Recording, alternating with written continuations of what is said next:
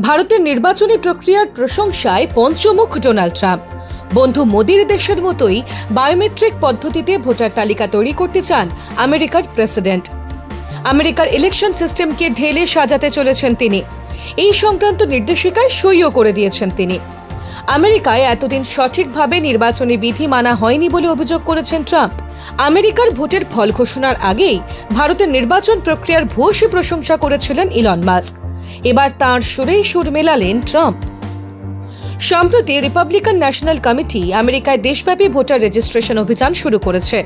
অযোগ্য ভুয়ো নথি এবং আমেরিকার বাসিন্দা নন এমন ভোটারদের নাম তালিকা থেকে বাদ দিতে বদ্ধপরিকর ওয়াশিংটন ডিসি।